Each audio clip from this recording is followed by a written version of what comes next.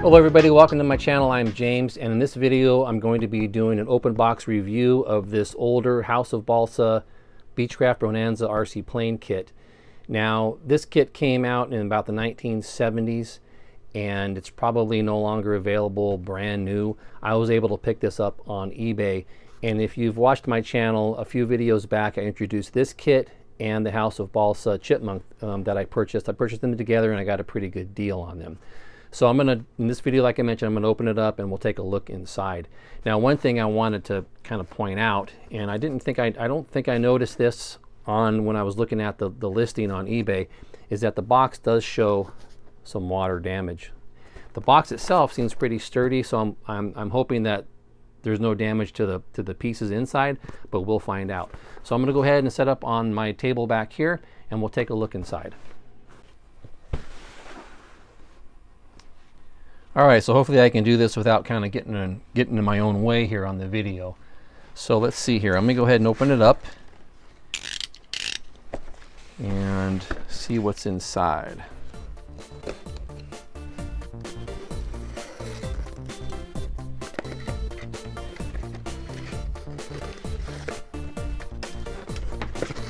Okay.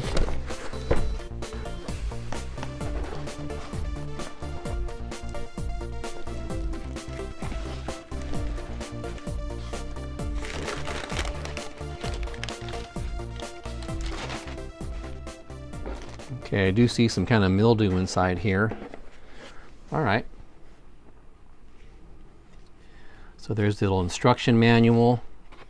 Let me move this back here. Here are the plans, and I can see some yellowing of the plans, but doesn't look too bad.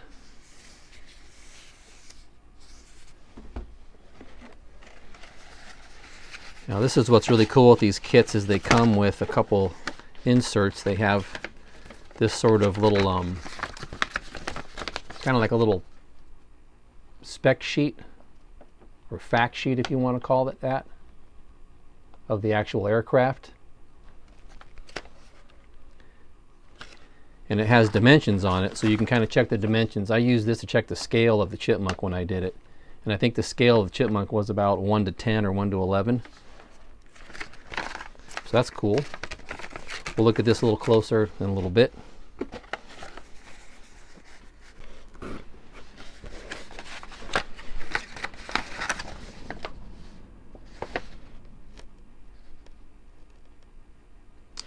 All right, so here's some kind of little templates, and probably for the cockpit there's a little instrument panel on here, things like that. So we'll take a look at that a little bit closer. Here's a little diagram of kind of setting up the ailerons. So we'll take a look at that. So what I'm going to do now, though, is I'm going to go ahead and set the box aside. I'm going to roll the plans out, and then we'll just put everything on top of the plans so we can kind of refer back to the plans as I look at the parts.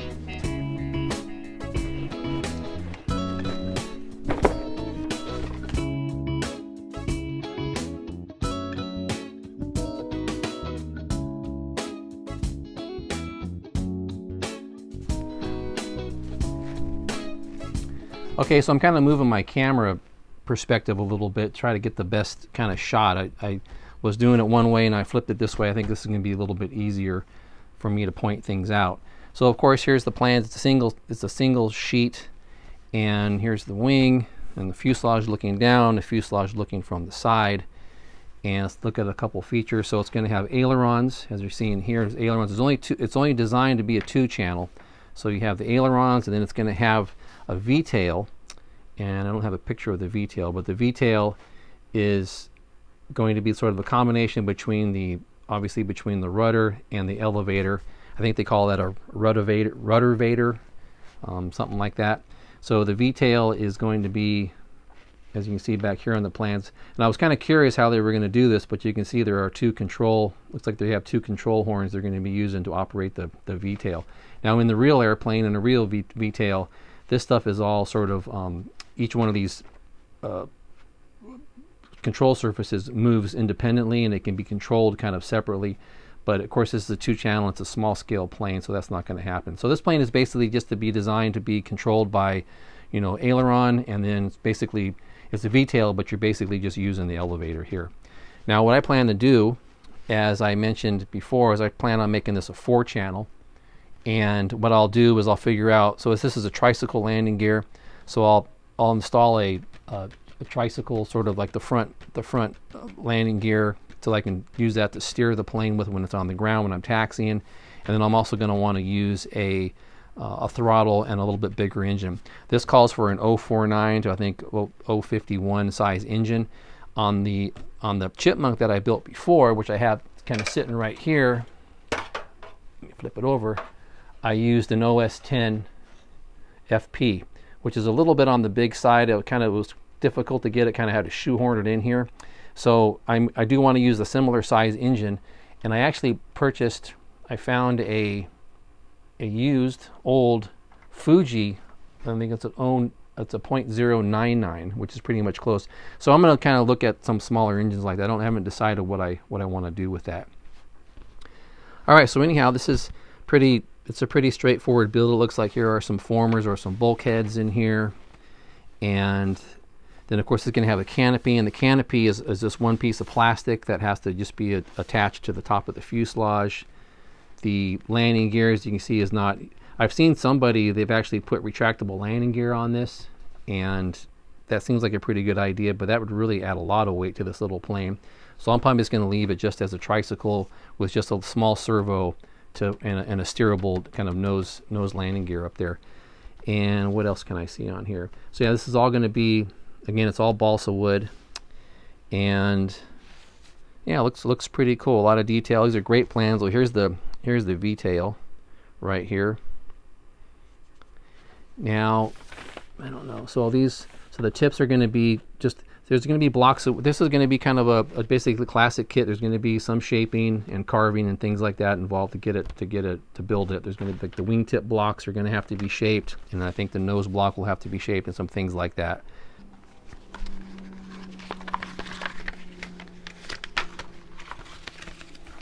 All right, so as I mentioned before, they give you this little kind of little spec sheet for the plane, for the real plane itself.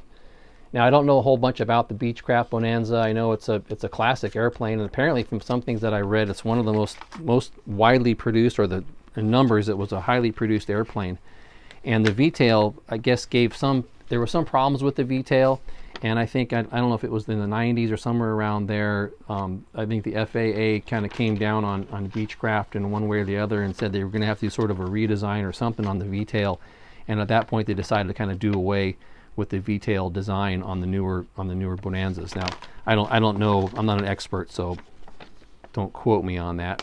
But this is cool because it does have some of the specifications, and even though this is a 1/2 A size airplane, I can do some measurements to kind of see what scale it is. So this is pretty cool. And then here again is this little kind of sheet for templates. It has, you know, a little instrument panel on there. And then this must be, okay, that's the panel cover right here. And the hard is all rolled up. Here's a wingtip templates right there. And then it just shows you, and this just shows you the old setup for the servos, which is probably pretty outdated. It says 2-channel brick radio installation. Okay, so now let's go ahead and look at the instruction manual. Now this is really neat. It comes with a nice little instruction manual. It's a nice kind of printed manual, instruction booklet. Let's take a look inside here. So it gives you just basically a nice parts list of things you're going to have to buy in order to kind of complete the airplane. And then it has a step-by-step, and it shows you every step. And these are photographs. Look at that. That's so cool. It's actual photographs of each step and a lot of instructions. Firewall and the engine mount.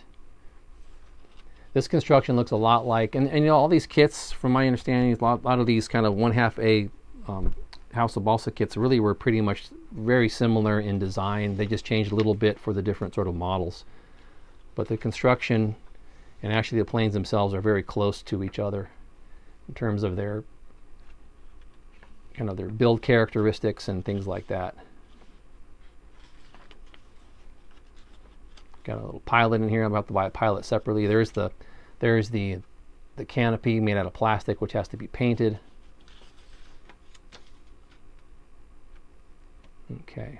Hopefully the lighting's okay for this in the video. There's the nose area, which is going to have to be shaped. Of course, there's the wing. Oh, cool, a little House of Balsa sticker.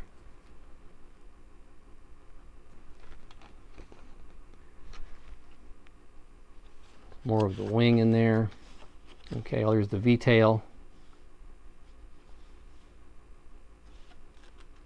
And moves on to the landing gear. Then there's the canopy and finishing it up.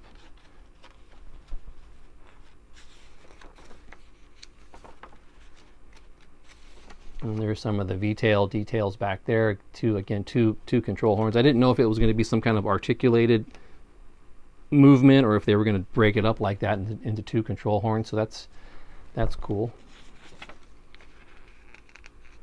And then showing the servos. And then it does have some details. It has like these, I guess these are radio and some type of antenna and stuff on top of the canopy right here to put on if you wanted to.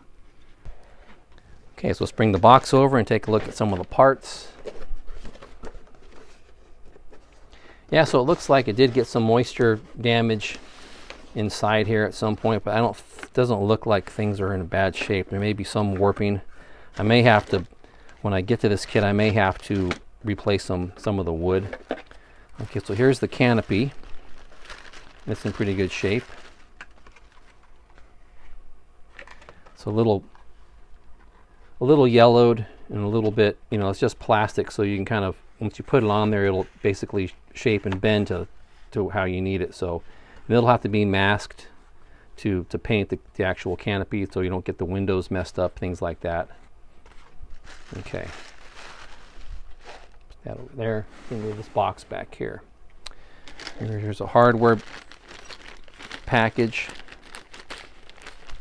So they give you like the landing gear in here, landing gear pieces, and a little bit of fiberglass fabric. Here's your hardware setup. It's this right here. Thank you for your order. Okay. Thank you. Let's see. So here's some of the plywood formers. Now this thing, as you can see here, is warped. It's not horrible. So what I will do when I get to this is I will basically cut these out of a fresh piece of plywood. But I can use these pieces as templates, obviously. There's the little antenna, things like that. Okay. I didn't expect these things to be perfect, but the wood looks pretty good for the most part. Here's some sheeting. I'm going to bring it out like this. We'll see. Here are the doublers, the plywood doublers. Again, these are a little bit warped also. This thing is, so as I said, mid 1970s when this one was built. I don't know when this one particular one was, but we're talking, what is that? Do the math, 40 plus years this kit could have been sitting around. So yeah, it does show some warping. These guys don't look too bad. Yeah, the balsa seems to hold up pretty nicely. What seems to be the problem is sometimes is the plywood. Probably because it's sandwiched and maybe the glue and stuff or the adhesive for the plywood is shrinking or something. Here are the 2 blocks. Probably one for the bottom and then one for the top like this. Okay. And they give you some nice little hardware for the ailerons. Oops.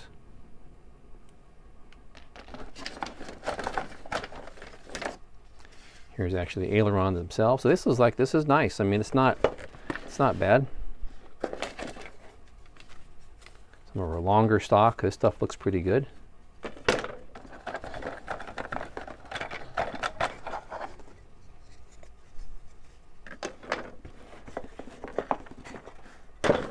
What else? Here are the fuselage sides. These look pretty good. And some more, looks like some more sheeting. No, this is actually the, so this is one thing. What is it? Oh, that's the bottom. That'll be the bottom or the top, I'm not sure. And then what's this? This is probably the, that's probably the bottom. This is probably the top. And then here's some of the formers in here, or the bulkheads, what if you want to call them. Actually, these are the little formers probably for the canopy area. Oops. Yikes. I'm going to point that out. These little guys right here. Okay.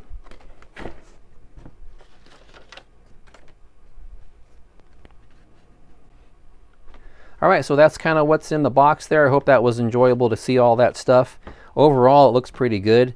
There is some little bit of warping of some of the wood here and there, but I don't have a problem with that. That's not too bad. And in all actuality, even new kits, you'll buy them and they'll have a little bit of warped wood in them once in a while that you have to replace. So I'm really happy with this. And of course, I do like all the little extras that they used to give you. I love this little manual. It's just totally cool. So yeah, that's really nice. So what I'm going to do is, as I mentioned, grab it here. As I mentioned before, I'll do a video. We'll take a look at the Chipmunk next in an upcoming video. That'll be fun. Let me put that aside for now. And what I'll do is I'll put everything back in the box and we'll move on. All right, so thanks for watching my channel. I hope you enjoyed looking at this kit with me, and we'll see you next time.